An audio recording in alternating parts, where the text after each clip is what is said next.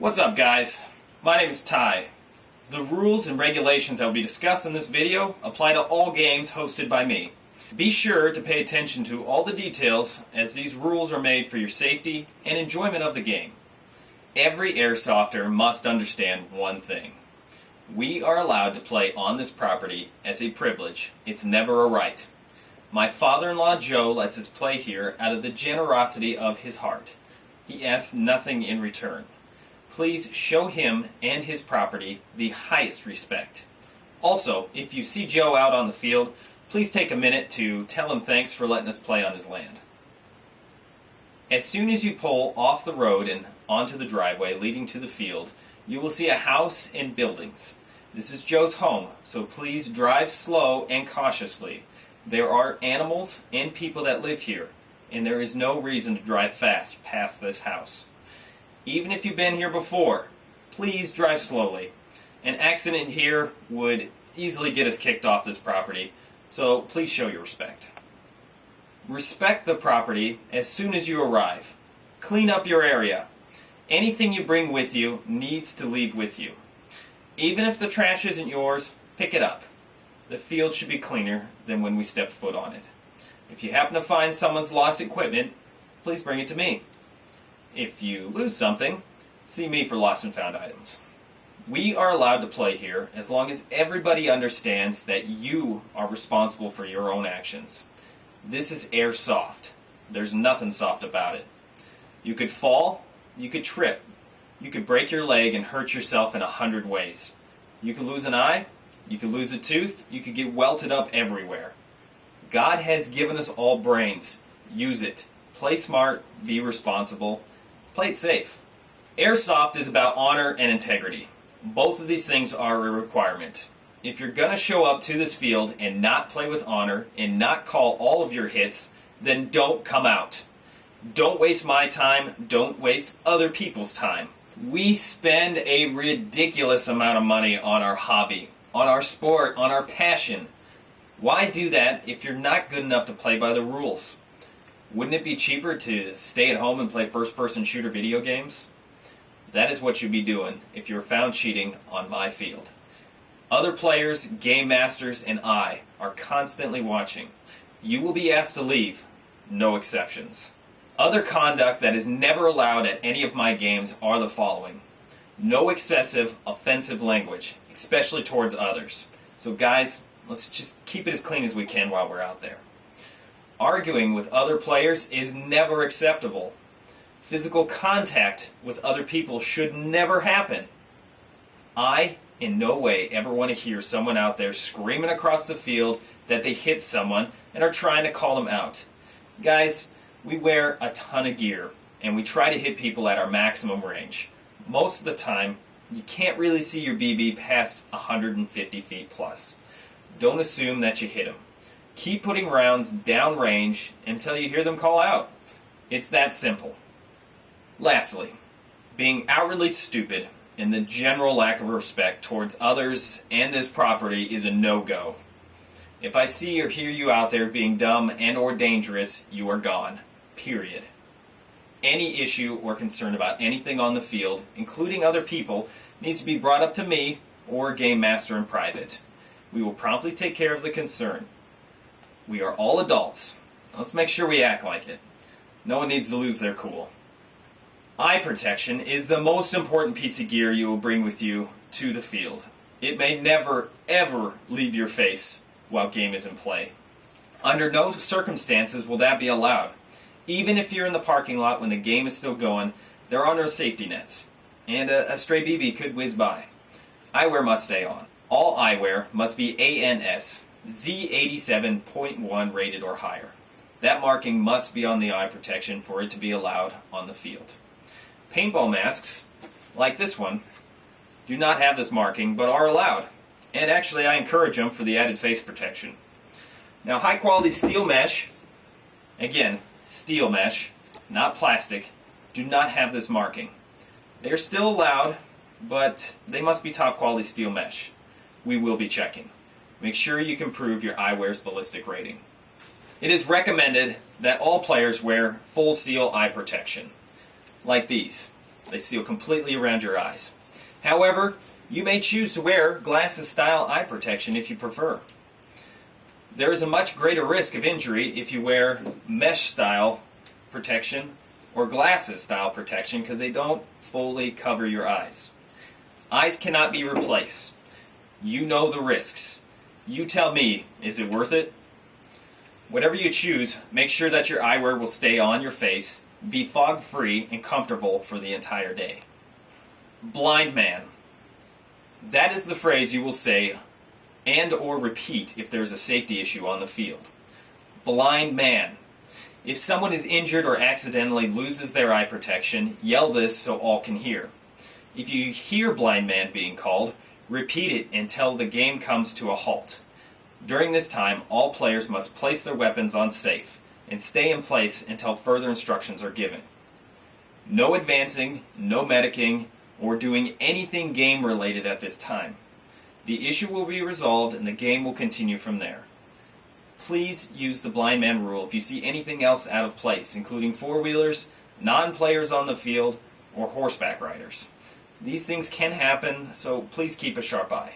A BB that strikes any part of a player, their gear, their clothing, or equipment is considered a hit.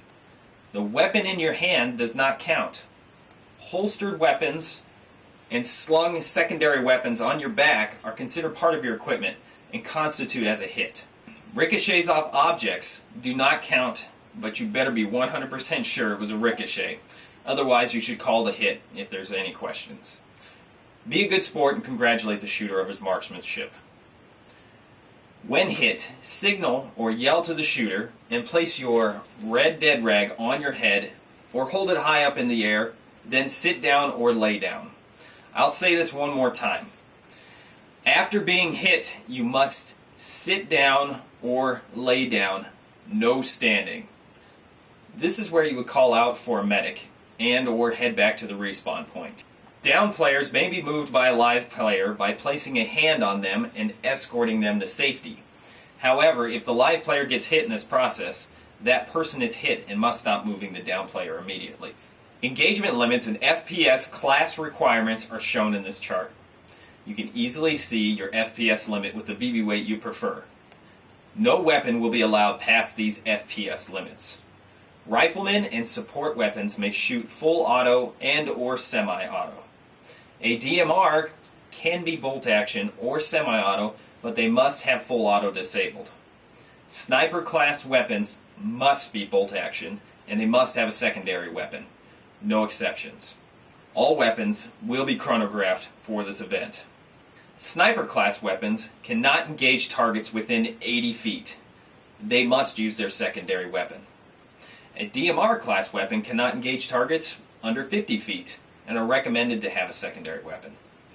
Riflemen and support class weapons have a 10-foot minimum engagement limit, but there is a gray area that must be understood by all players.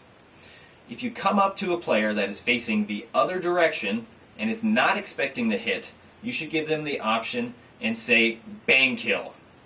They can accept this or they can turn and fire at you. It is their option. Again, bang kills are optional and not mandatory. This means if you give them a bang kill, be ready and on the trigger. If their muzzle turns to fire at you, you may return fire in semi-auto to the body. Avoid the head.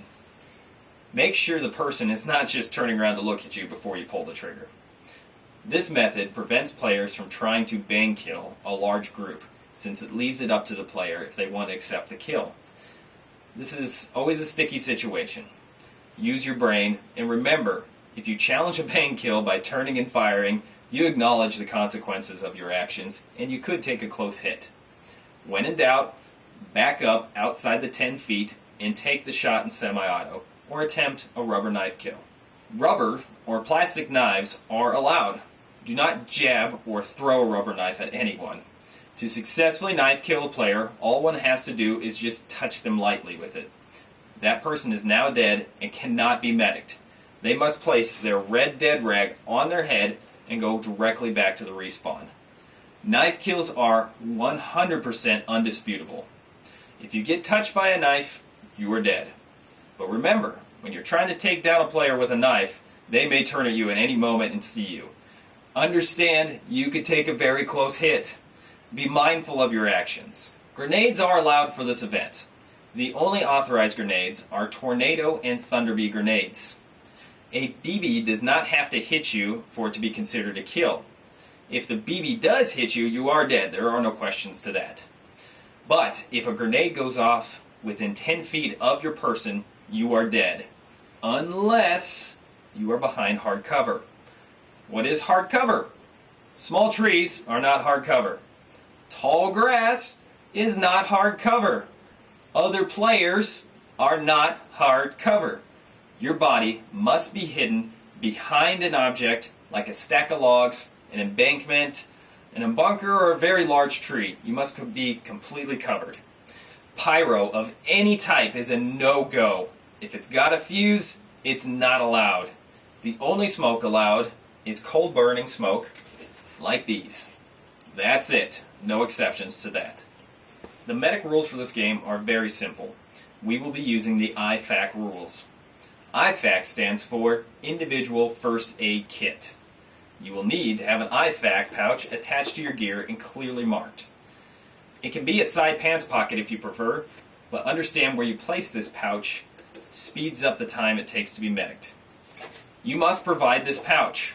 It can be an ammo pouch, it can be a utility pouch. Either way, it doesn't matter. Just have it clearly marked. Inside this pouch are two 3-foot ace bandages. You are responsible for providing these as well. They're cheap and can be purchased at any local grocery or pharmacy store. After signaling you are hit and placing your red dead rag on your head, call for a medic. Any live player may medic any dead player. They do this by coming up to you and opening up your IFAK pouch and retrieving a single bandage. They must wrap the entire length of the bandage on a limb. Do not tie them on. Once this is done, remove your red dead rag and you're back in the fight. If you take a second hit, the same process happens. On the third hit, you don't have any more bandages, so you must head back to the respawn point. Once you're at your respawn point, remove both bandages, wrap them back up, and place them back in your IFAK pouch. You will want to roll them back up, as a bandage will be easier for your medic to apply the next time. You may wait a maximum of 5 minutes to be medicked. You do not have to wait after being hit to head back to a respawn. There is no bleed out time. You may place your red dead rag on your head and walk back immediately after being hit if you do not wish to be medicked or do not have any medic bandages left in your IFAK pouch. Again, you provide the bandages and the pouch. They are only used for yourself. You never use them on somebody else. They should be 3 foot long and be able to be completely wrapped on a limb before your continuing play. If you show up to the field without this, you cannot be medicked and must walk back to the respawn after every hit. This is your responsibility. It's not mine. It's yours. Make sure you get your IFAK for this event. My name is Ty. Thank you for watching this video, and I hope to see you out there on the battlefield. Play it smart, play with honor.